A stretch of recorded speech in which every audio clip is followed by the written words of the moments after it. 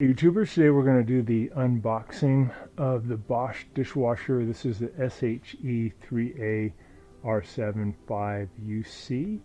This is the Ascenta model. We're going to be installing this today too. This has the highest rating from Consumer Reports for one of the lesser expensive Bosches. This comes in at about $650. We got this from Home Depot. They just delivered it. So we're going to do the install. So for the unboxing, I just got to remove some of this plastic sheeting. Just be careful. And then we can get the cardboard off. And the install will be pretty easy. Once you get everything unboxed, then you're just going to be hooking up the water line, the drain line, and the power. And just have to attach it to the inside of the cabinet. And you'll be all set. Comes pretty well protected with the styrofoam.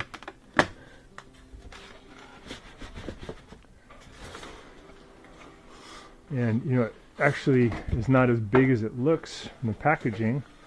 It has all this protective stuff around it. Just lift off these little pieces of wood. Get these off. And you can put these styrofoam pieces in your recycling.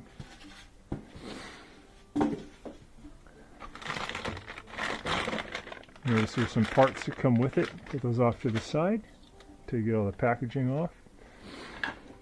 And this is some of your padding for the front area. And this has your nice quick start, and I think probably your owner's manual.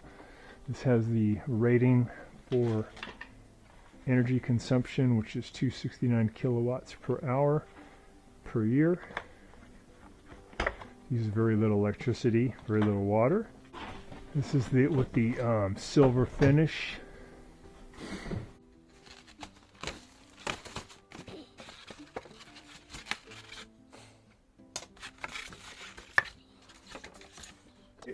Styrofoam pieces all off, and then it's on a styrofoam base. So you can just tilt it, get it off of the base. And then I like to put my foot down. You can walk it off of that styrofoam base. They're actually pretty light. We just pulled out our Miele dishwasher that we had for many years. It's a great dishwasher. It's finally had too much problem with the circulation pump, which is about $600. So we decided it made more sense to replace it. But this is a lot lighter. Probably good to have two people though if you have to haul it around. Just getting it off of that styrofoam base. This is the kick panel.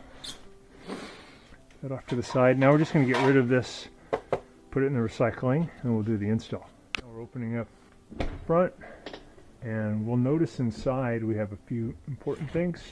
So you have these little spacers that kind of help it to not get banged up during the shipping. Pull those out. More styrofoam. That little one over here, gotta get out so you can pull out this basket.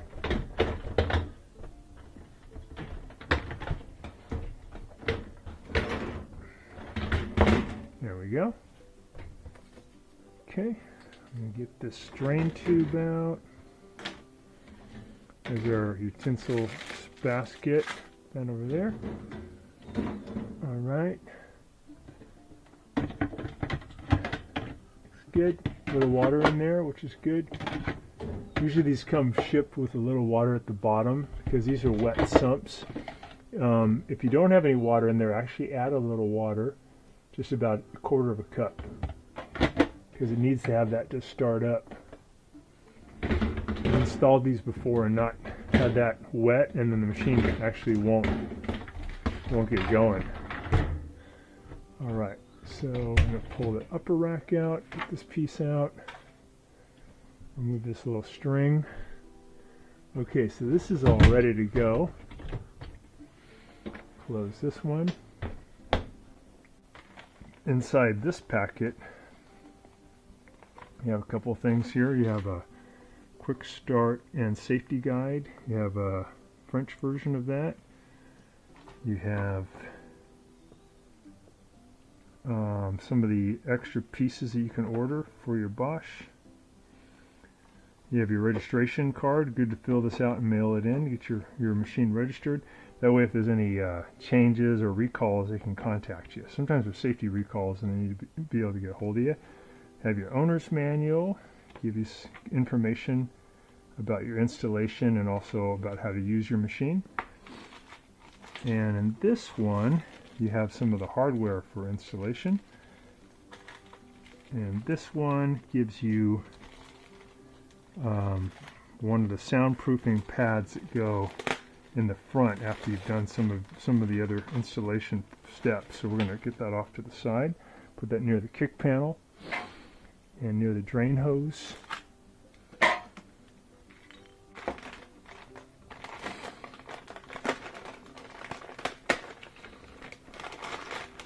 This is your power cord.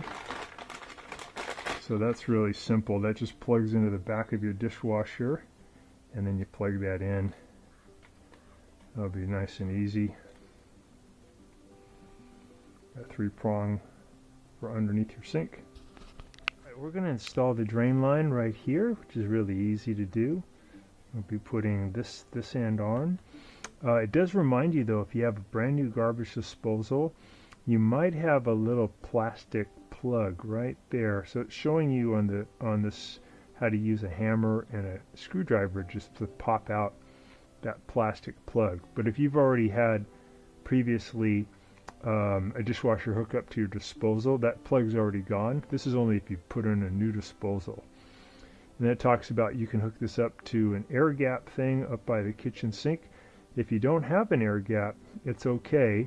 You can just make sure that you have the drain line go through a high loop, as high up as you can, up into the under part of the sink, and then back down to the garbage disposal. That high loop is important because if water fills up the sink, it'll fill up the disposal, and if you don't have that loop, that water will flow backwards and pollute your dishwasher. So you either want this air gap thing we see in B, or like in A, I want this big loop. That's just reminding you of that. So you can take that off, leave it on if you want. And this is the one that'll go to your disposal. Comes with a kit, which will have a little hose clamp for you. So go ahead and take that off. And we're just going to squish this with a pair of pliers and get that on there. These are hose clamp pliers, but any kind of pliers or vice grips would even work. Just get that over the rubber one, and then you just want to get that onto your dishwasher. I think I'm going to go, just thinking about the orientation, go out.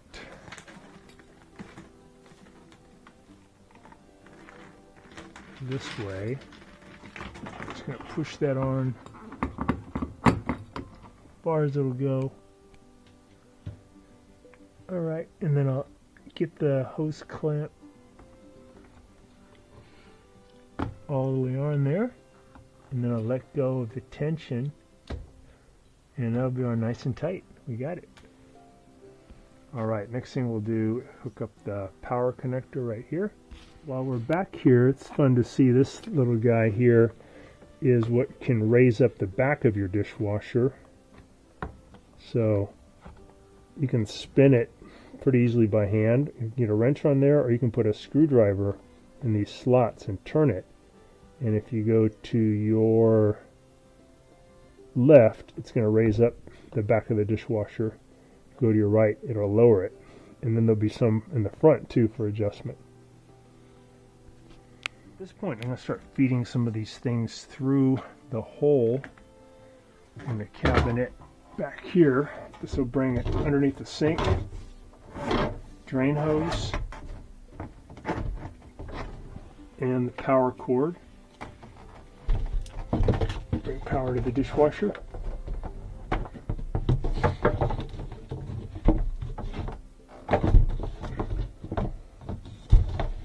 And then the fill hose, we're going to put it underneath so it can go toward the front of the dishwasher.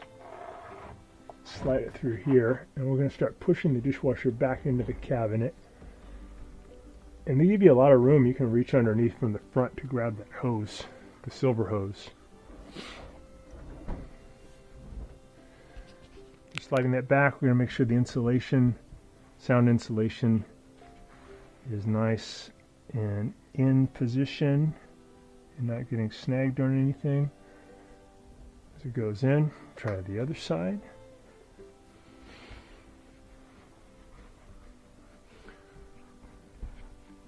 There we go. These are pretty quiet dishwashers compared to a lot of other models.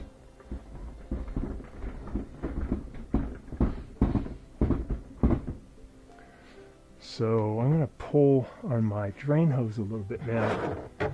More of it to come through. Pull a bit more on my power cord. Looks good. And I can push this in a little more.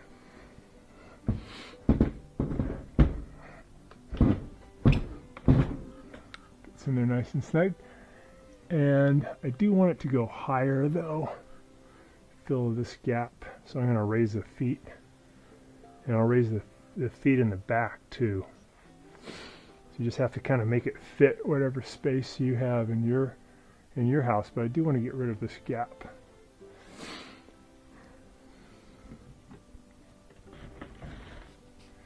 So what I'm doing is I'm tilting up the dishwasher with my hand, and then I'll spin these guys down. They're pretty easy to spin out. And then in the back, I want to get that one too. You can use a wrench to get that one in the back, or a screwdriver, but I want to turn it that way to get the back to come up. This is where we hook up the water line. So there's a little brass thing you have to get, hose connector that's a pretty big one that goes into a little one, and the little one hooks up to here. And they're pretty cheap. You can get them at Home Depot or a hardware store. We'll show you that in a second. I'm going to check to see if it's level before we finish installing by putting some screws in to hold it into the cabinet. So these dishwashers do really well if they are level. Let's see how we're doing. So it's about right in the middle. Looks pretty good on this plane. You don't want it to be too cattywampus like that or like that. Feel like that water flows to the front. Feel like that water flows to the back of the tub. So fairly level. Could be slightly off is okay. Alright, I think we're good.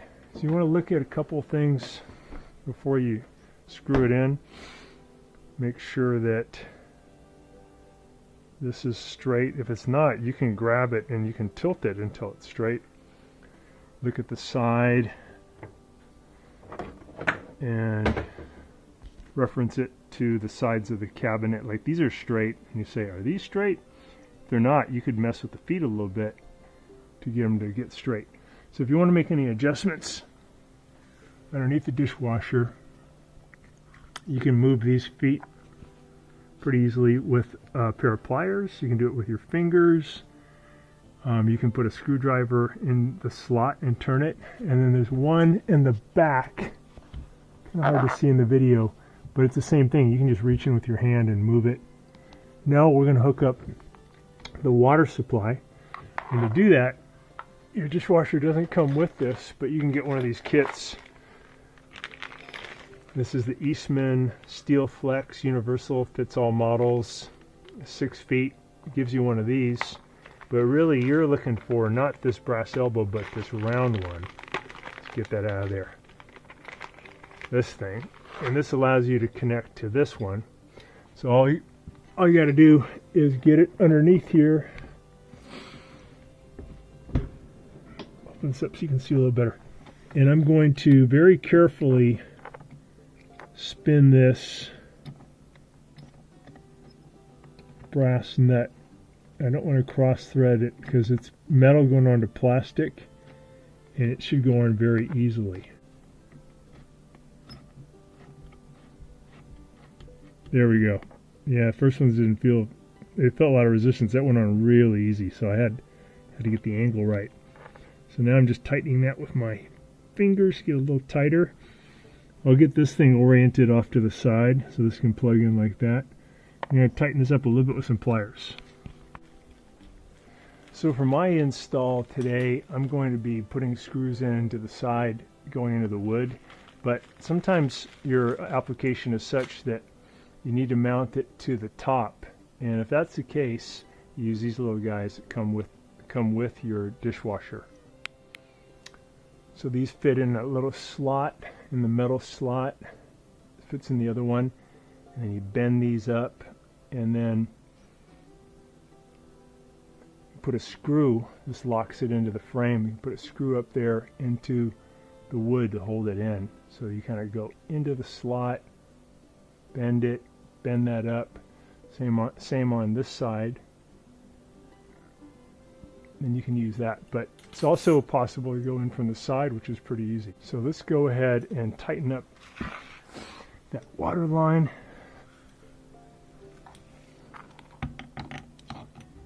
I'm just going to give it a little bit of a turn with the pliers, not much. I don't want to strip out those plastic threads. I just want to get it snug.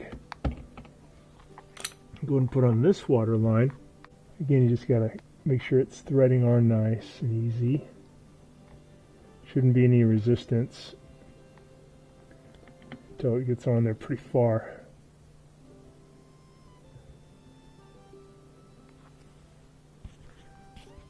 We got this in position, just tightening this one, and then we're going to turn on the hose underneath the sink, make sure there's no leak.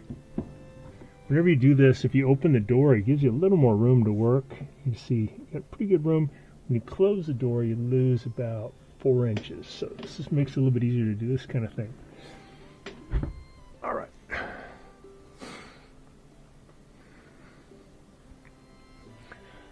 We're going to turn on the water supply. Sometimes when you turn older valves, either all the way on or all the way off, they're going to leak a little bit.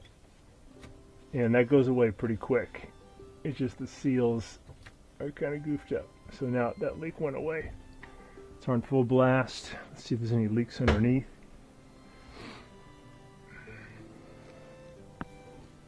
It looks good. I'm going to leave off the panel here for just a little longer until we do the final test. Okay, we're going to do the drain line now, so we're going to pull this, as much of this into the cabinet as we can. A hose clamp. I like to use these. I like to use these more, I don't know, more standard ones. They just seem easier to work with. So, let's see if we got all that drain hose in all the way. Still got some more, that's good. So we want to have a little bit of a loop. I actually prefer this more European way of doing it.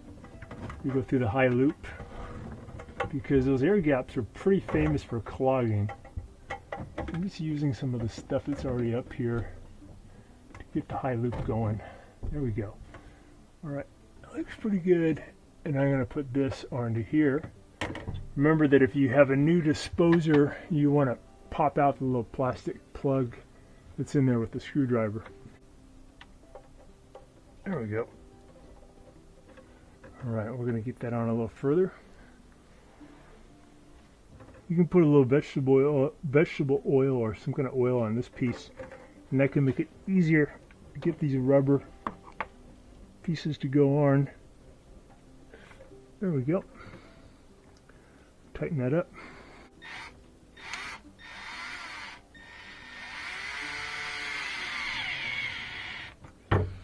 Okay, I'm going to plug it in, give it a test, make sure everything's working. Remember that underneath your sink you probably have an outlet that's dedicated to garbage disposal and one that's dedicated to dishwasher. You don't want to get them mixed up because the one for garbage disposal only has power when you turn on the switch, and this one has power all the time. Okay, let's see how we're doing. So, power light comes on. We turn it off. Make sure it's closed all the way. Turn it on. Goes to auto wash, which is good. And it'll blink until you start. If you ever want to reset it or drain it, you can just press the start button for 3 to 4 seconds and this display will change. I just want to start it, so I'll just press it. And that goes solid. And I can hear things happening underneath. I can feel this. It's the drain motor is vibrating. Here's the fill valve right here behind this. Just bringing water in, that valve opens up, lets water come in. So when you start these up, there'll be a lot of weird pauses. Don't worry about that. Just be patient and it'll get going. These are the water exits the drain. So it's just testing out the circulation motor, testing out the drain motor. It does this little check before it really starts up a cycle. It does makes a lot of different noises. You can hear the speed of the drain motor picked up.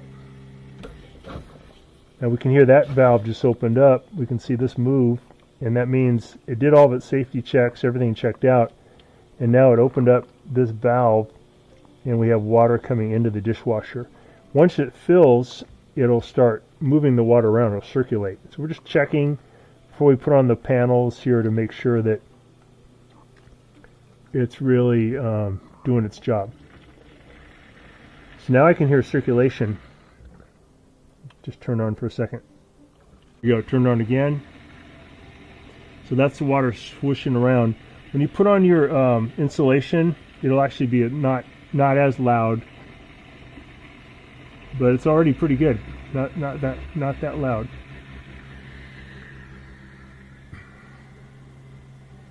So if you open the dishwasher door now, you'll see water squirting around. A little bit of water right there at the bottom.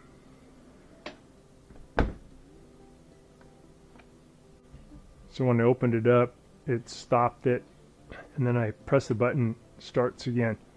So another part of the cycle now is adding more water to get the water level up a little higher, and then it'll really start circulating it around. One thing we'll do today too, next, is we'll put the screws in to hold it in the cabinet, and we're going to remove a film that makes this nice finish protected, but when you take it off, it's even better, even shinier. You can see the shiny part there, the dull part here because of the sticker. I've come to many homes though to fix their Bosch dishwasher, and they never remove the sticker. When you take it off, it's really beautiful. Okay, these are more of the noises you're going to hear when it's really doing its thing, when it's really washing the dishes around. Since it is empty, it's a little louder than it would be if you had dishes in there. We're using the auto wash right now. If you ever have a keyboard that isn't working, the child lock right here might be on. You can hear it draining right now. And you just press that for about 3 seconds, it'll turn it off. Drain the water out pretty quick. Prying underneath here, pry back on that one. Keep that out of the way. That one out.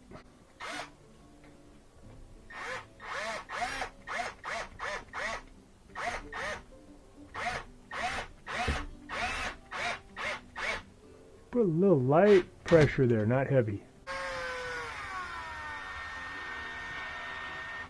Okay.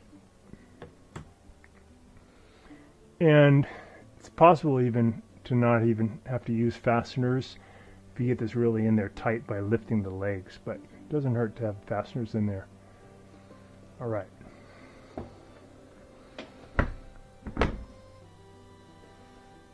So we just closed it. We're still getting the blinking going. I'm going to hold this for 3 seconds.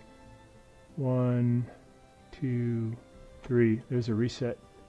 So the display changes, and it's going to do about a 3-minute drain cycle. And that'll also erase any codes. Like if you had a code of some type of an error shows up, by pressing that for 3 to 4 seconds. It'll drain out any water that's in there. It'll allow you to start over a cycle, and it'll get rid of any stored codes that are in there. Now, if there's still a problem, the codes may come back on a subsequent cycle, but it's a pretty good feature. So right now it's just draining out any water that's in there. We got the screws in, and next we're going to take off this plastic sheathing that's covering the door. Starting from the bottom, I'm just going to pull. Take you a little time to do this. Try to go slow so you can get a big chunk of it to come off with you, so you don't have to do it in a lot of little pieces.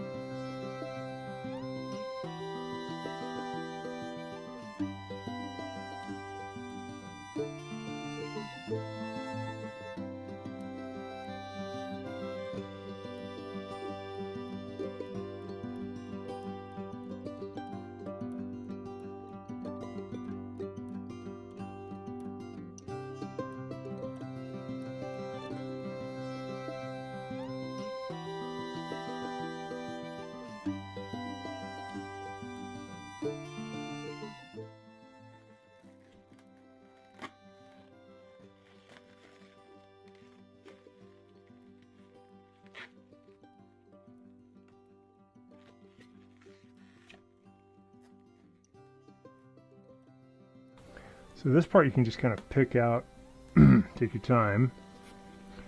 If it really bothers you though, feel like there's some remnant there that you really want to get out, you can loosen these Torx 10s, loosen them up a little bit, and then you can get to the film, because the film's kind of caught between this panel and this panel. Okay, we got that done. And yeah, now it's a lot shinier. Looks good. Right, let's do this kick panel now. We have a little piece of soundproofing we're going to pop in there. Okay, and you can kind of see there's a cutout shape. We're just matching that, and that's just going to allow for a little more soundproofing. I think this slips behind here. That goes over there.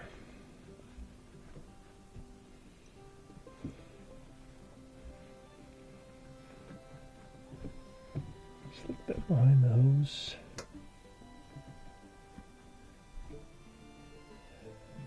It's just sound deadening material. It does help a little bit.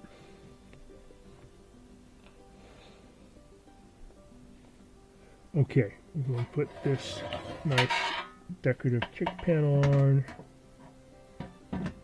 That underneath. And we'll go ahead and put in the screw that holds it.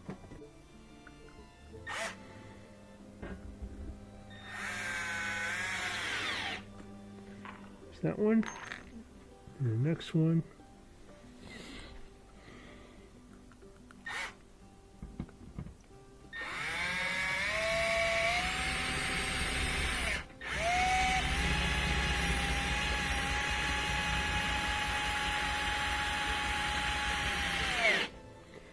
And for this house, they have a continuation of this trim piece, so we'll put that on. So it just fits in there like that. Okay. So when you're all ready to test it out, we just got a few dishes in there. Didn't have a full load. We're going to go ahead and add our detergent. This is Cascade Complete, which is a pretty good product. Close that one. If that ever sticks, I mean doesn't lock in, just clean around there really good. Probably has some residue that's not letting it stick. And if you ever want to clean your filter, just you have these arrows lined up, just turn it, lift it up, and you can run this underneath the sink. You can pull off this one. This is the fine filter, this is the macro, this is the micro. Clean it, get it nice and clean, put it underneath the sink, hot water, toothbrush, old toothbrush. You get this back in, push it down in, and I'm going to line up these arrows.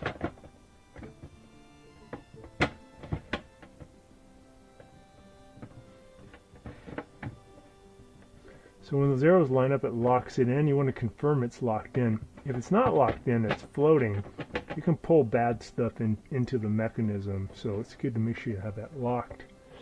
You can pull these up and clean out any debris that build up in there. All right, so I'm going to shut that. Shut that one, turn it on, get that display, press start. Get the solid, and it'll take a little while for it to fire up, but it'll be a good test. So it looks pretty cool. I like it. Right, we got it installed. It's been running for a little bit now, doing a good job cleaning. I think it looks really good. It's very quiet. It's only 50 decibels. So you can easily carry on a conversation. I think this is as quiet, or maybe even quieter, than the Miele Incognito that we had here previously. Looks good. Let's take a look inside.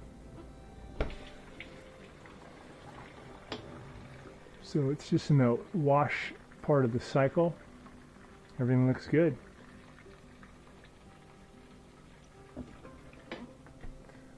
Close it. Press start. All right, I'm happy with it. I'd say compared to the Miele, a little bit more of this plasticky feel, but it has nice metal components. It has a combination of metal tub with plastic at the base, but for $650 at Home Depot, that's pretty good. And it has a really high rating. I'm really happy with the how quiet it is and how easy it is to use. So I think this will be a good dishwasher. Our Miele lasted for, I believe, 18 or 19 years. We'll see how this one does. Thanks so much for watching our video, and please subscribe to our channel. That'll allow you to get brand new repair videos every week. Make sure you hit that bell notice so you get your new videos. Thanks again.